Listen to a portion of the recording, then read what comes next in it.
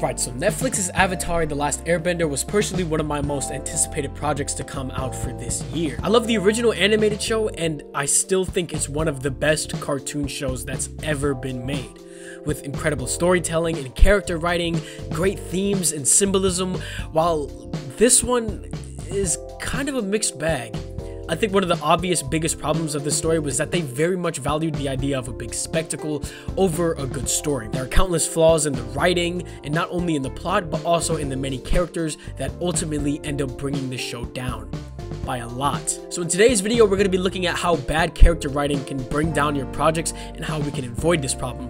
But, before we start this, I do want to say what I thought was good about the show, because there's a decent amount of it in this. First and foremost, I honestly admire the amount of heart and effort that was put into this.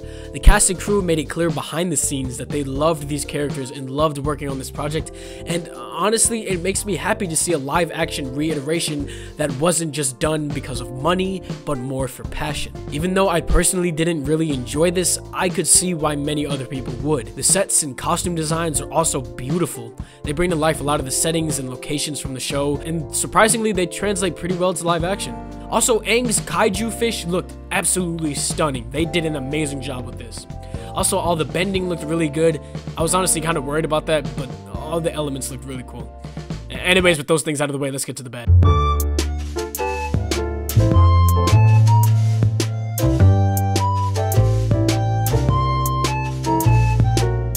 Right, so first things first, my issues with the gang. There's a lot of them. I'm gonna go ahead and start with Aang, because he's honestly the one I'm probably the most frustrated with. I don't like this Aang. They made lots of writing errors with his character and just made him come off as really stupid. And yeah, I heard someone say this, and now I literally can't stop thinking about it, but whenever he talks, it sounds like he's honestly about to burst into a song. Gyatso says I'm supposed to be the Avatar. Me. Monks don't even trust me to feed the baby bison, and I'm supposed to save the world? I know who I am. I like to play airball and eat banana cakes and goof off with my friends. That's who I am. Not someone who can stop the Fire Nation. Not someone who can stop a war. I feel like this Aang is already a little bit too mature. I think the reason Aang is such a relatable and lovable character is because he's a dumb 12-year-old kid. He does plenty of stupid things in the show out of immaturity that leads to him not only getting himself, but plenty of others in danger. And the live-action version is just devoid of any of this stuff.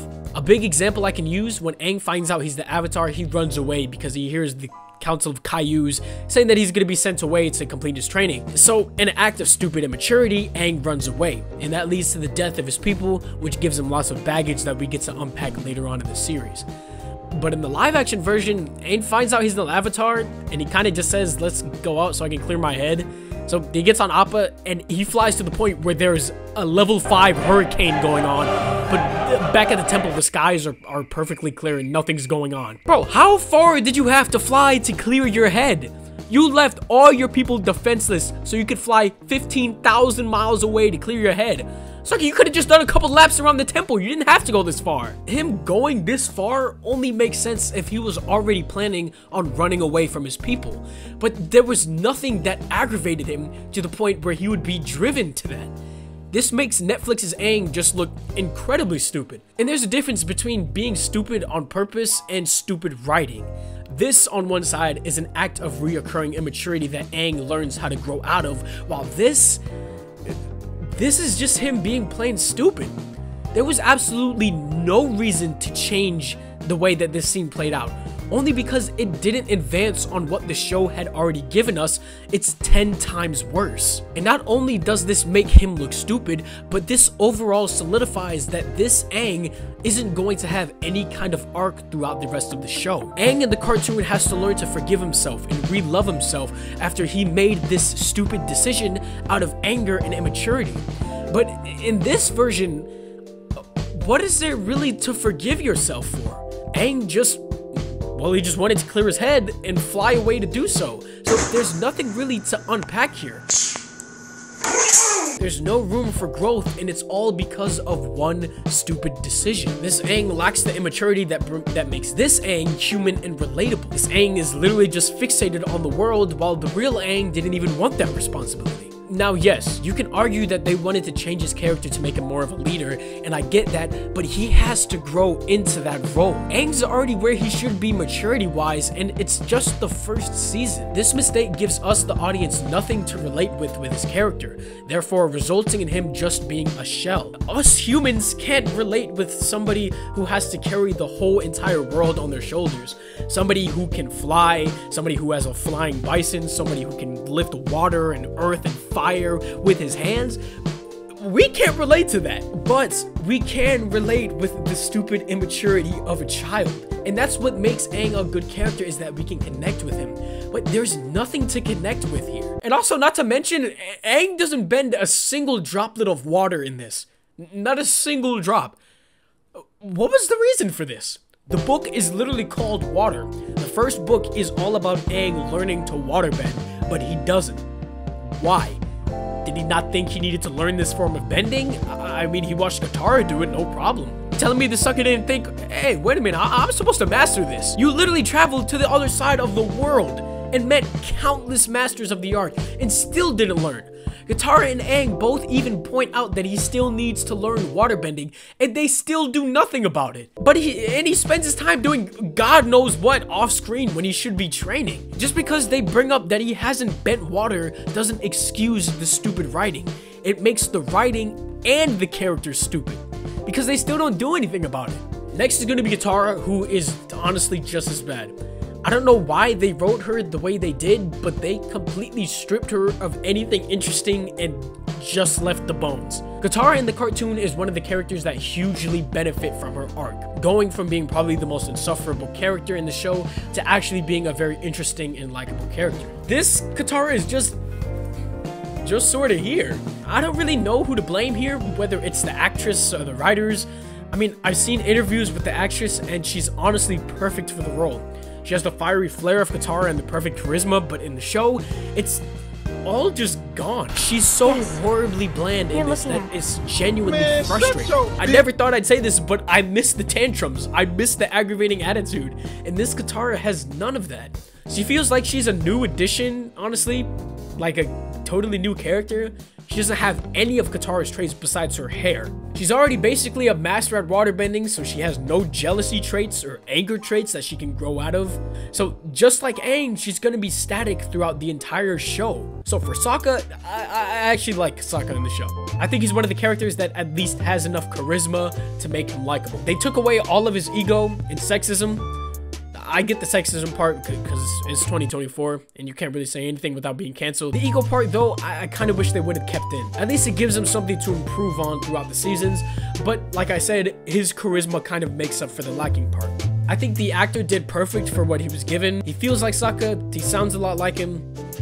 That's pretty it. That's basically it. They also messed up Yue, which seemed impossible to do. She's kind of already a static, flat character in the show, so I don't understand why they decided to take away literally the only interesting thing about it. One of her big traits in the show is that she makes sacrifices for the better of her people, and this shows how much of a great leader that she would be. One example of this is her arranged marriage. Even though she hates the guy and he's a total jerk, she still goes through with the marriage for the better of her people, showing us that she values others over herself in a way of foreshadowing her death, which was for the better of the people. In this version, she just cuts off the marriage because he wasn't the boy of her dreams. Oh my god, bro. Oh, how did you even know Sokka was?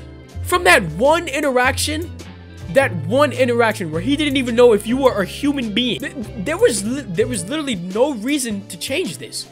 It didn't add any depth to her character at all. If anything, it just made her look worse. Hey, but at least they didn't add the put that thing away. They're like children here. Anyways, they keep making these minor writing decisions that have big repercussions, and this is the big problem. This is why these characters also seem to have no chemistry together when they're on screen. One thing that the show kind of does is mix plots from the cartoon into one episode.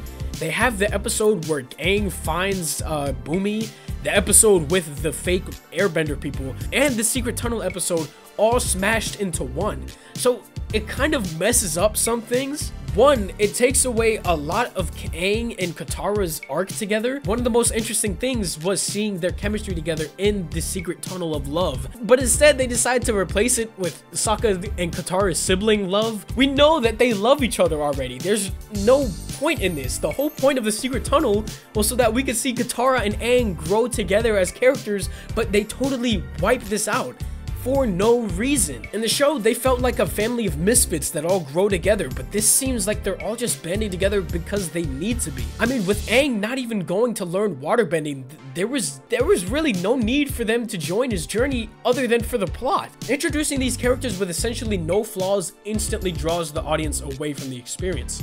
These characters don't have any depth, and they'll continue to be this way throughout the rest of the show, ruining the story of The Last Airbender. Gotten the Skibidi syndrome. I know my own Mew streak, Uncle. Is it your own Mew streak?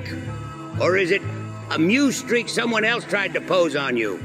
Stop it, Uncle. Next up was going to be my problems with the Fireside Nation. Next up was going to be my problems with the Fire Nation side of things. First off, I do want to say that I love this version of Zuko and Iroh. I think both actors nail it, and they do a really great job of what they're given. Now let's get to the stuff I'm not so fond of. I don't really like all the stuff with the Fire Lord, personally. I see why they did it, and I respect the choice, but it personally just doesn't work for me. I'm fine with adding layers to your villains, but I think they might just be doing like a teensy bit more than what I'd like. I much more prefer Ozai as this ruthless force that was a monster not shown until like things got real. I mean, this dude had never seen Aang before in his life and just saw a child that like slightly resembled him and just tried to demolish him. Like that's the kind of monstrosity I want to see. One of the scenes they changed that I kind of think was kind of stupid was when they're having the discussion in the meeting about how to take over the Earth Kingdom, and Zuko is there, which is kind of weird. I find it weird that you'd have a 13-year-old kid in there and then get pissed when he comes up with a plan that's not foolproof. Like, isn't this jit like in 8th grade? And on top of that, another commander tells him that children don't belong in there, and it's like, didn't you guys organize this meeting with him being there? I'm sure not every firebender moron just gets chosen to be in the meetings, so he was intentionally put there. And I don't really think Ozai would, there's not any world where Ozai would invite him to one of the meetings. So I don't know why they decided to do it this way. I think it was much better done in the show with Zuko not only breaking into the meeting when he wasn't supposed to be there, but interrupting multiple times. Love and defend our nation. How can you betray them?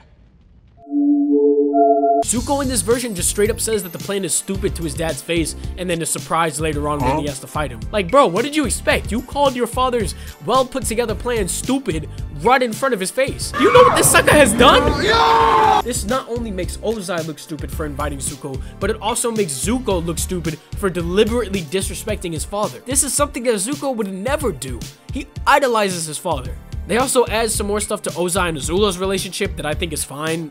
Again, they make Azula kind of dumb and hot-headed when she's usually never like this at all. There's a point in the show where she starts to like lose control and get overly upset while training with this guy. And it's like, Azula would never act like this. You know, the only time she ever really cracks is toward the end when she starts to go crazy. So the fact that we're already starting to see some of that very early on is kind of disappointing. It makes for a much more powerful arc when we see a character that's a perfectionist slowly start to crack and lose their mind. But I also get it that it's pretty early in the show, so we're probably still seeing Azula build up to that point. They seem to be doing well with Zuko, and I don't know whether to be worried or commend them for that, but I feel like they're only really giving him his arc because Zuko is famously known for that. So they're playing things really safe with all the characters. Aang's kiddish actions make him childish and unbearable at times, so let's tone that down and make him more serious. Katara always had an attitude and was widely hated in the Avatar community. Alright, let's get rid of that and make her a lot more level-headed. Sokka, he's egotistical and sexist. Let's just make him a lovable goofball. You see what I'm saying? This is the problem with Netflix's Avatar. They're too afraid to make faithful adaptations of these characters, and so they play it extremely safe, and this hugely affects the story. If you can't do it, just don't do it at all. If you're gonna do a live action and change things this drastically, you're not gonna please anybody. There's always gonna be somebody that's gonna complain. So I said it 3 years ago, and I'm gonna say it again. Avatar ended perfectly. I really don't think we need any more Avatar content for the next couple of years. Oh my god.